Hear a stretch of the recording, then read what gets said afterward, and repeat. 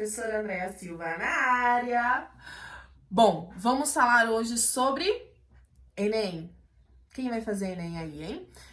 Seguinte, o Enem é um exame nacional do ensino médio, como todos sabem, e ele funciona para selecionar algumas pecinhas, alguns seres humanos, né? E colocar na faculdade e dar, né, o ingresso à faculdade.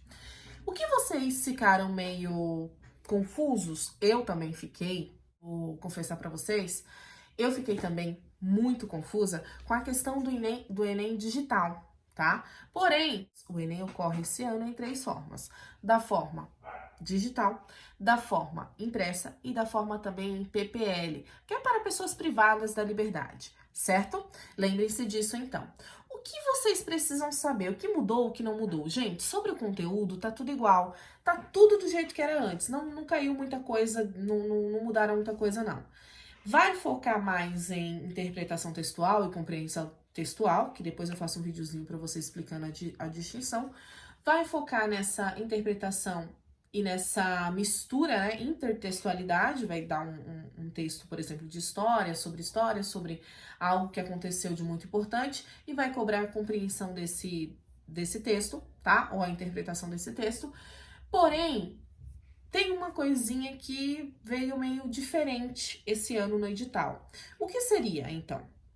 Não veio falando sobre treineiros, que são aquelas pessoas do segundo ano que fazem normalmente para treinar, para ver como está o seu desempenho. Só que esse ano não veio falando nada específico como nos anos anteriores, certo? Professora, significa então que não terá, não haverá ou haverá? Como assim, professora? Eu fiz a minha inscrição, eu paguei R$ 85. Gente, se não veio, se não está proibindo, significa que está ali, né? Igual os outros anos. Porém, né? Fiquem de orelha em pé. Qualquer coisa que mudar, vai aparecer novamente, eu venho aqui. A gente só está proibido de fazer o que a lei proíbe. Se o edital não está proibindo, bora lá, manda ver, tá? A dissertação ainda será dissertativa argumentativa, né? Como eu falei pra vocês, não mudou nada do conteúdo. Então ainda será. Alguns vestibulares gostam muito de carta argumentativa ou de artigo de opinião, mas o Enem, ele foca na dissertação argumentativa. Foca na dissertação argumentativa, mas não foca em nenhum tema muito específico, muito polêmico. Então, descartem toda a probabilidade que vocês estão aí na cabecinha de vocês. Ah, vai cair sobre Covid, vai ser... Não vai cair sobre Covid. Pode ser que caia algo acidentalmente sobre essas tecnologias que estão sendo utilizadas para combate à Covid, para doenças no Brasil, para ajuda ao SUS, mas nada especificamente focado no Covid, ok? Acredito eu que não cai, tá? Até porque, assim, a prova ela é feita nos 4 primeiros meses do ano. Ela é feita, na verdade, ela é feita nos 3 primeiros meses, nos outros 3 eles dão uma revisada para ver se mudou muita coisa. Alguns temas são cogitados nesses 3 primeiros meses iniciais. Nos outros 3, eles selecionam apenas um, tá? Lembrando, para nós, né, que estamos aqui no meio social, é um tema, para as pessoas que são privadas de liberdade é outro tema, e agora, para as pessoas que estão fazendo nesse regime digital, é outro tema. Mesmo sendo digital, lembre-se do seguinte, a redação não é digitada, a redação será ainda impressa. A redação vem numa folha à parte, a pessoa escreve e tudo mais. Não tem, hoje não temos nenhum meio, nenhuma tecnologia que faça substituir essa escrita da redação ainda, tá? Eles pretendem ali por volta até 2025, então corre para fazer logo o impresso. Até 2025, eles pretendem deixar tudo de forma digital. Vai acontecer com a redação? Acho pouco provável pelo que eu conheço da educação, mas pode ser que aconteça, tá? O que vocês precisam lembrar aqui, então? No digital, só falando de digital rapidinho, no Enem Digital, ele vem ali, você vai fazer não na sua casa, tá? E você faz num local apropriado, que vai ser designado por eles. E também vem uma folhinha para rascunho, acredito eu que no dia de exatas, ok? Porque também ocorrem 2 datas. E vem uma folhinha de rascunho e vem a folha da redação, tá? Essas 2 folhas são dadas à parte. Todo o resto você faz pelo computador.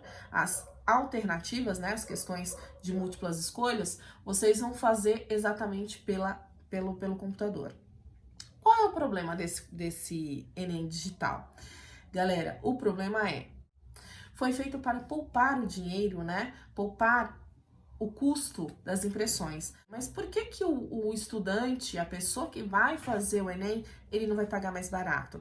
Fica aí meu questionamento, né? Porque pagar R$ 85 na inscrição, que não é barato, né? Eu não acho nada barato uma inscrição de R$ 85. Porém, esse é o valor que custa tanto o impresso quanto o digital, tá? As datas do Enem digital é na semana seguinte das datas do Enem impresso. O Enem impresso está marcado, tá? Para o dia 1 do 11 e 8 do 11, são 2 datas, como vocês sabem. O Enem digital está no edital para dia 11 do 11 e a data seguinte, que é dia 18 do 11, certo? Porém, já saiu uma decisão aí prorrogando uma decisão avisando que vai adiar. Essa data será adiada por no mínimo 1 mês e no máximo 2 meses. Então, essa prova vai acontecer ali de dezembro a janeiro, em meados ali, né? Claro, tem as festas, eu acredito que acontece lá para janeiro, tá? Por todas as festas que vão acontecer ali no fim do ano. Voltando a falar da redação, gente, vamos tratar alguns tópicos aqui. Primeira coisa, título e tema. Galera, o título da redação não é um tema, bebê. O cara vai te dar um norte para que você siga, tá? Então, ele vai dar um tema geral. Você vai fazer o quê? Você vai tomar um caminho ali, uma linha de raciocínio. Siga a luz. Exatamente, você vai seguir o caminho da luz, tá? Então, por isso que o tema não pode ser o título. O título é diferente do tema, tá? Então, o tema ele deu, o título é o nome do teu texto. Você vai criar o seu título, certo? Como eu sei qual é o tema? Como eu faço para não fugir ao tema? Você vai ler primeiramente o tema, tá? Não faça isso, não leia os textos antes de ler o tema. Lê o tema, pensa um pouquinho sobre o que o tema tá querendo que você foque. Por exemplo, na última redação, na última proposta do Enem, caiu sobre cinema, né? Sobre o acesso ao cinema. Essa acessibilidade poderia ser o quê? Como eu chego ao cinema, né? Quais são as cadeiras que tem ali para as pessoas que são deficientes visuais, né? Toda a assistência que tem para as pessoas que são deficientes, para as pessoas que são hipossuficientes. Então, eu preciso lembrar de tudo isso antes de ler os textos motivadores.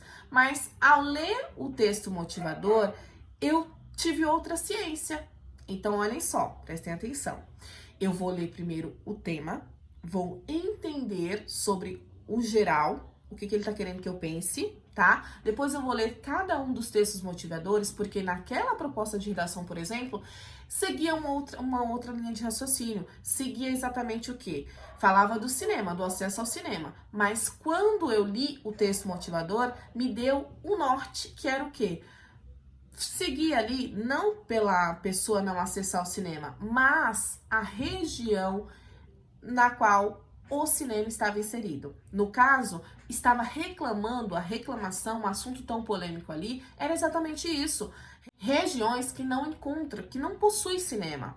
No Amazonas, por exemplo, como a pessoa chega até o cinema? Não é nem a questão do financeiro, tá? Ele pode até ter o dinheiro de ir ao cinema, né? Mas o que vai acontecer? Não tem cinema, não tem ali nenhum próximo, ok? Como eu falei pra vocês, acidentalmente pode ser que aconteça ali de cair algo muito recente sobre aquilo. Como era o caso, naquela época, da Lei Rouanet. Saiu a Lei Rouanet, se não me engano, ali, alguma coisa sobre os bafafás, né, os buchichos, toda a polêmica da Lei Rouanet, saiu poucos dias antes, poucas semanas antes da prova do Enem. E aí todo mundo colocou a Lei Rouanet. Gente, tudo bem, desde que você tenha argumentado ali pela linha de raciocínio da falta, né, de cinema em determinadas regiões, beleza, você não fugiu ao tema. Professora, mas eu coloquei sobre o financeiro, ou sobre os locais do cinema, ou sobre a acessibilidade, como entrar, é difícil e tal. Gente, você não fugiu ao tema, você tangenciou, que é um termo que você deve ter uma certa intimidade com ele. Você tangenciou o tema. O que significa isso? Você escapuliu um pouquinho, não era aquilo que o examinador queria, mas você argumentou bem, você mostrou que conhece o mundo, você focou em determinados pontos, entendeu? Então, ali vai te dar uma nota, às vezes pode ser até que mude a mente do examinador, que ele passe a cobrar algumas outras coisas que ele não cobrava antes, tá? Essas são as dicas que eu tenho para dar para vocês. Ainda sobre redação, os critérios de avaliação dessa redação se dividem em 5 tópicos, em 5 competências. Cada uma das competências valem de 0 a 200 pontos, tá? Na verdade, assim, ó, 0, 40, 80, 120, 160 e 200 pontos, tá? Ou eu pontuo dessa forma, ou eu não pontuo nada. Então, nunca vai ter um 5 ali sobrando. Pode ser que porque passa por mais de um avaliador, tá? O avaliador 1 deu 800, o outro deu 900. Pode ser que eles entrem em um acordo ali e deem 750, tudo bem?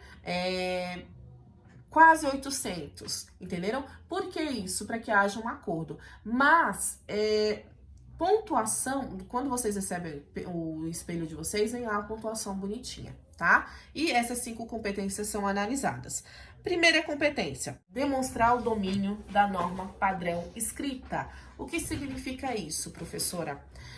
Você deve conhecer a língua portuguesa, bebê. Você não pode escrever problema. Não pode. Você pode falar problema? Professora, eu posso falar problema? Eu posso falar problema, né? Não poder, não pode. Falar não vai te tirar da sua pontuação, né? Sua pontuação diária, não. Mas, se você escrever lá, pode ser que você tenha um problema ali, né? Pode ser que você tenha um probleminha, tá? Que probleminha é esse? A sua pontuação. Que seria 900, que seria 800, mas você perdeu exatamente por colocar ali a palavra problema ou problema várias vezes, repetidas vezes, mostrando que você não tem domínio da norma padrão, tá? Outra coisa também que vocês fazem muito, brincar com a pontuação. Gente, não brinca com a pontuação, com a vírgula, até mesmo com a acentuação também, tá? Mas com a vírgula, com o ponto final, não brinquem com 3 pontos. Tem gente que coloca lá 3 pontos, gente. A redação tá pedindo algo que seja concreto, que seja certeza. Você vai colocar lá deixar em aberto algo? O examinador que pense aí, que dê a opinião dele. Não, ser humaninho, não pode. Por que isso não pode? Porque você deve ser incisivo, ser crítico ali na ferida, cutuca a ferida do ser humano que vai ler, tá? A ferida do problema, ok? Então, esse domínio da norma padrão é exatamente para saber se você sabe escrever. Por quê? Em alguns casos, as pessoas não sabem escrever, parece assim muito esdrúxulo, mas não sabem escrever, não sabem utilizar as palavras da língua portuguesa, ok? E também tem que lembrar que é em língua portuguesa. Se você escreve, eu sou boliviano, vou escrever lá em espanhol, né? Em castelhano, em italiano, em qualquer outra coisa. Não faça isso, porque a análise é feita em cima da língua portuguesa, ok? Não pequem também, como eu falei, em excessos da pontuação. Não sabe usar a vírgula? Cara, tira. Tá com dúvida se usa a vírgula? Tira. Por quê? Porque aqui o excesso vai te prejudicar. Pode ser que a vírgula ali seja proibida, você tá colocando. Pode ser que a vírgula ali seja facultativa. Então, você, ali entre o facultativo e o obrigatório, deixa sem. Porque se você errar por ter, cara... Vamos combinar, né? Tá bom? Então deixa sem. Não peca, não coloca esses excessos, tá bom? A segunda competência é sobre compreender a proposta de redação e aplicar conceitos de várias áreas do conhecimento para desenvolver o tema dentro dos limites estruturais do texto dissertativo e argumentativo. O que ele está dizendo aqui? Vai cobrar estrutura, introdução, desenvolvimento e conclusão. Vai cobrar, além da estrutura, vai cobrar de vocês a compreensão do tema. Então, se você fugiu ao tema, ser humano, é 0. Se você tangenciou, você vai errar aí. Se foi leve, tira uns 40 pontos. Um pouquinho mais, 80. Pouquinho mais, 120. Mas pecou muito, realmente seguiu outra linha de raciocínio, cara, são 200 pontos que você perde aí de bobo, tá? Numa besteira dessa, você já perde 200 pontos. ok? Galera, então, lembre-se sempre disso, tá? A terceira competência é sobre selecionar, relacionar, organizar e interpretar as informações, os fatos, opiniões e argumentos em defesa de um ponto de vista. O que quer dizer isso? A terceira competência vai analisar se você sabe argumentar, se você utilizou coisas ali que vai respeitar os direitos humanos, por exemplo, quisera, né? Mas caso você dê uma desviada ali, você soube argumentar, você mostrou exemplos da vida, você está vivendo nesse mundo ser humano, é isso que ele vai ver. Caso você peque um pouquinho, de novo, 40, um pouquinho mais, 80, um pouquinho mais, 120, 160, né? 180, tirou tudo. Na quarta competência, demonstrar o conhecimento dos mecanismos linguísticos necessários à construção da argumentação. De novo, mais 200 pontos pela argumentação. Para que serve isso daqui? Você não pode falar algo contrário àquilo que você está dizendo. Se você argumenta contra, chega no meio do texto, você vai argumentar a favor. Os dois argumentos estão bem estruturados? Beleza, estão estruturados. Você vai garantir ponto? Não, porque você está dando uma desviada no seu raciocínio, ok? Tem que saber pensar. Por isso que é importante vocês fazerem sempre o quê? Um resumo, um rascunho ali daquilo que vocês querem colocar no papel. Porque muitas vezes vocês começam ali bem, apresentou o tema, tal, já garantiu os 200 pontos, mas chega ao fim da redação, não sei se você está indo mais contra ou a favor. Ah, professora, eu prefiro ficar em cima do muro. Cara, em cima do muro fica o gato. Porque caso você fique em cima do muro, você não vai ter uma redação que tenha uma pontuação bacana. Tá? Quinta competência é sobre a proposta de intervenção. O problema elaborado, a solução ali elaborada foi coesa? Tem a ver com tudo que está sendo vivido no Brasil naquele momento? Sim. Se não tiver, não entendi, professora. Vamos lá. Quando eu falo, por exemplo, da violência contra a mulher, você vai dizer lá que a proposta, o único meio necessário, o único meio que vai realmente fazer com que as pessoas parem de ser violentas contra as mulheres, seja uma lei? Não, né? Já temos uma lei. Ah, professora, eu vou pedir a fiscalização dessa lei. Beleza, você vai pedir para que seja fiscalizado, para que seja implementado? Beleza. Mesmo assim, ainda não é algo então precisa ser algo eficaz. Ah, eu acho que os alienígenas têm que vir tudo pra Terra e levar todos esses homens que são agressivos. Isso é proposta de intervenção que valha? Não, gente, não vale a pena falar nenhum negócio desse, perder o seu tempo. Vai pra casa, terminou a redação, vai pra casa, né? Ou deixa em branco. Por que isso? Porque você está viajando na maionese, cara. Não é eficaz, não tem ali uma coesão, uma coerência com o que está sendo dito, tá bom? Gente, essas são as 5 competências e a sua redação será analisada em cima dessas 5 competências, ok? Dicas da tia Andréia para fazer essa redação então. Praticar. Pratique, sempre pratique. Tem uma redação lá, professora, eu acho que vai cair sobre Covid. Cara, não vai cair sobre Covid, como eu já falei. Só que pode ser que caia sobre algumas doenças erradicadas. Foca, não foca em decorar a estrutura. Ó, a professora Andréia falou que é introdução, desenvolvimento e conclusão. Chega lá, eu arrebento. Não, praticar. Você precisa praticar, porque a tua prática vai te dar mais agilidade, vai te dar mais confiança, vai te dar mais ânimo também para fazer aquilo rápido, ok? Outra coisa também que vocês precisam lembrar foquem em estudar para o dia 1 e para o dia 8, tá? Do 11, 1 e 8 do 11. Por que isso, professora? Mata tudo que é livro, tudo que é conteúdo que você tem que estudar até lá. O que vier ali de acréscimo, de prorrogação, não vou estudar porque eu não sei quando vai ser a prova. A prova vai acontecer. Esse ano, ano que vem, ninguém sabe, mas vai acontecer. Quando acontecer, cara, tu tem que estar preparado. Por quê? Tem um monte de neguinho aí, você sabe disso. Tem um monte de neguinho aí que não está estudando. Não é que eu quero que você roube a vaga dele, né? Porque cada um tem o que é seu, tem o que merece. Mas tem gente que tá assim, tem a oportunidade de estudar, tá? Não tô falando das pessoas que não têm, as pessoas que realmente estão ali sem estudar porque não tem nenhuma condição, não tem possibilidade nenhuma, né? Mas a pessoa tá tudo lá, a faca e o queijo na mão, a pessoa tá olhando pro queijo falando assim, depois eu como. Não quero agora não, vou guardar na geladeira para comer depois, né? Então, foca nisso, foca em estudar como se fosse para amanhã, como se fosse lá nos dias 1 e 8 de novembro, tá bom? Para quem optou fazer digital, gente, boa sorte para vocês, porque assim, normalmente é bem difícil, né, fazer o impresso. Eu, Andréia, acho isso, ok? Mas quem já optou não tem como, né, voltar atrás. Então, abraça aí, estuda e devora tudo que é livro, devora tudo que é meio aí que você tenha, você consiga se adaptar e estudar realmente, ok? Outra coisa também que eu quero falar para vocês, outra dica que eu quero dar.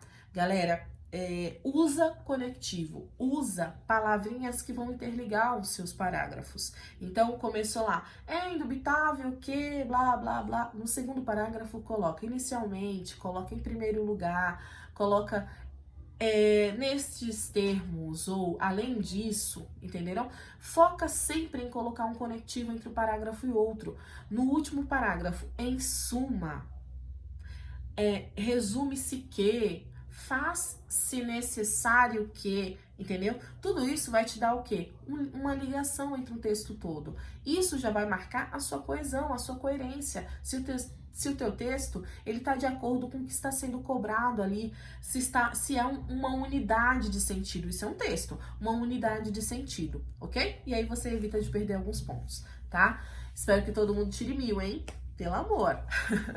Se tirar 1000, vem aqui e comenta comenta no videozinho da tia Andréia. Qualquer dúvida, angústia, lamentação, solução, dúvida, manda mensagem que a tia responde, ok? Beijo no coração de vocês, até a próxima!